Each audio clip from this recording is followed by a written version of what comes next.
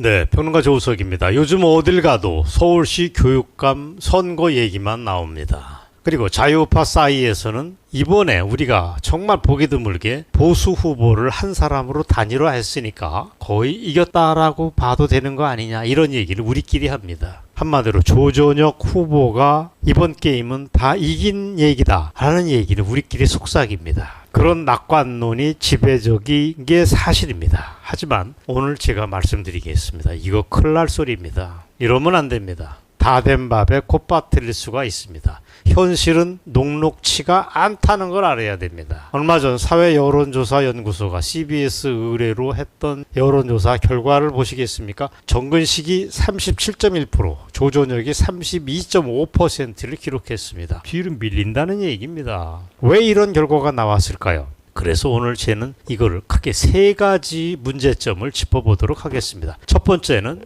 지금 때이른 낙관론이 너무 지배적이다. 이게 정말 선거가 다 된 밥에 콧밥 틀릴 수 있다는 걸 경고를 하겠습니다.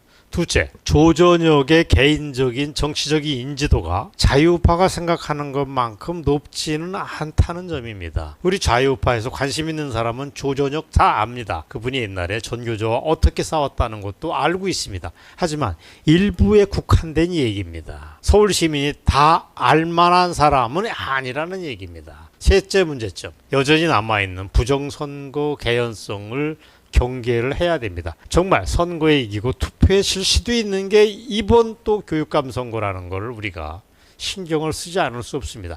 요약하자면 지나친 낙관론이 문제다. 두 번째, 조전혁이 그만큼 유명하지 않다. 세 번째, 부정선거 가능성 때문에 가슴 졸일 수밖에 없다. 세 가지를 오늘 말씀드리겠습니다. 자, 우선 자유우파 사이에 지나친 낙관론이야말로 조전혁이 직면한 가장 큰 걸림돌이 분명합니다. 현재 여론조사에서 조전혁 후보는 진보 좌빨 진영의 정근식에게 밀리거나 아니면 박빙의 차이를 겨우 유지하고 있을 뿐입니다. 한마디로 해서 압도적인 승리를 보인다는 징후는 하나도 없습니다. 그게 냉정한 현실입니다. 근데 이런 상황에서 우리가 여유있게 이길 것이라고 하는 낙관론은 무쇠 어디에 근기를 두고 있는지 이해할 수가 없습니다. 자, 낙관론이 정말 느긋한 신심을 가지고 있다는 건 좋지만 승리를 기정사실로 여길 경우에 무슨 일이 생기느냐, 기왕에 결집된 지지층의 투표율이 낮아질 위험성도 있습니다. 아이고 뭐 다 됐다는데 뭐 나는 안 가겠어, 이런 가능성이 큽니다. 역대 보궐선거가 특히 평일날, 이게 휴일도 아닙니다, 는 무슨 일이 벌어지냐면 투표율이 30%를 겨우 넘거나 그 밑으로 떨어질 수도 있다고 합니다. 그렇다면 기왕의 지지층의 투표율이 더 낮아진다면 조전혁은 위험할 수도 있습니다. 반복해서 지적합니다.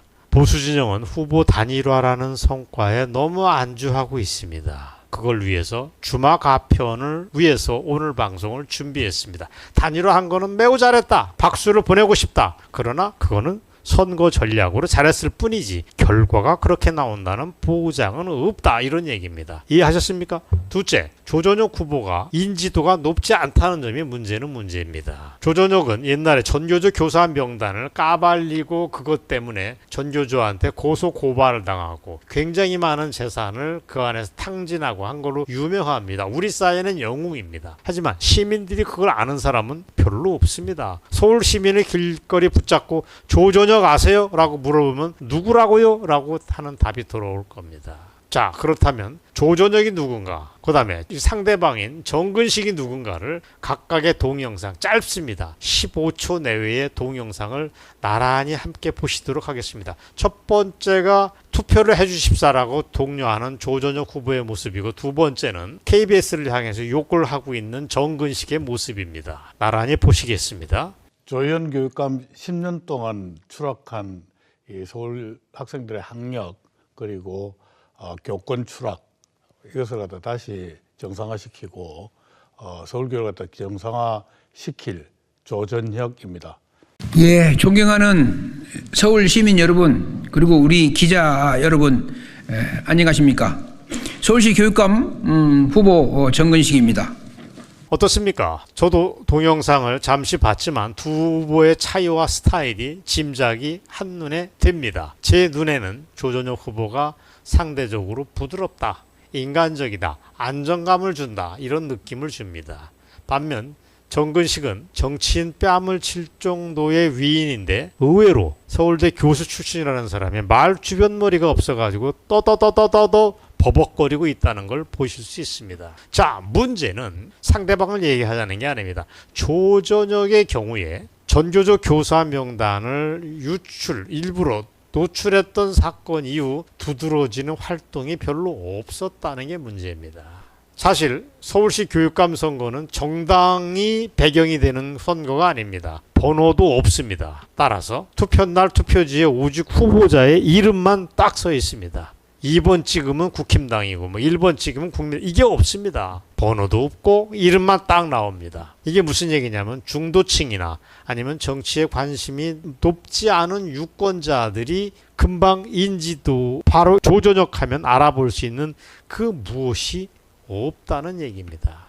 따라서 남은 10여일, 10보름 동안의 기간 동안에 조전혁이 기왕에 가지고 있는 미천에 더해서 정말 화끈한 한방, 참신한 한방을 더 장착해서 활동해 달라는 얘기를 하겠습니다. 자, 그리고 부정선거 얘기를 하지 않을 수가 없습니다. 4년 전 4.15 총선과 그리고 얼마 전에 40 총선 이후에 전혀 개선되지 않은 선거제도 그 틀을 그대로 가져와서 이번에도 선거를 치릅니다. 저는 이게 변수가 될 수 있다고 봅니다. 사실 전자개표기를 도입했던 2002년 대선 때 재검표 과정에서 해킹의 증거로 볼 수 있는 홈표가 7개 투표소에 걸쳐서 310장이 발견이 된 적이 있습니다. 그럼에도 불구하고 당시 중앙선거위원회와 대법원은 이 사실을 알리지 않았습니다. 그렇게 20년이 넘어서 흘렀습니다. 21대 총선 재검표 현장에서는 사람의 톤을 타지 않은 듯한 빳빳한 투표용지들과 투표관리 감독관의 도장이 없는 무효표가 무려 1000장이 넘게 발견이 된 바 있습니다.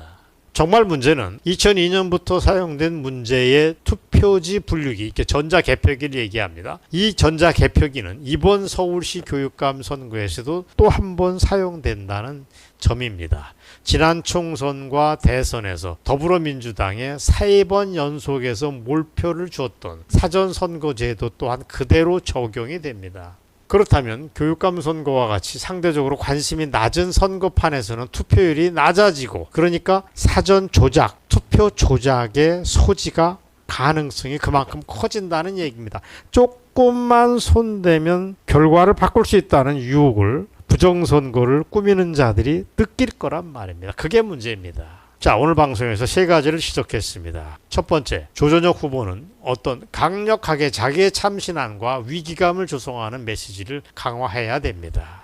만약에 경쟁하고 있는 후보 정근석이가 당선이 된다면 어떤 변화가 일어나고 우리 아이들이 이렇게 망가지고 끔찍한 학교 공교육의 붕괴가 일어난다고 하는 경고를 더 정확하게 해주길 바랍니다. 그것만이 보수층을 결집시킬 수 있는 카드입니다. 두 번째로, 미디어 노출을 지금보다 대폭 늘려라. 더 공격적인 캠페인 전략이 필요하다는 지적도 하겠습니다. 그리고 부정선거랑 관련해서 조전혁 후보 측에서 선거 감시 인력을 대폭 늘렸으면 좋겠다라고 하는 조언을 드리겠습니다.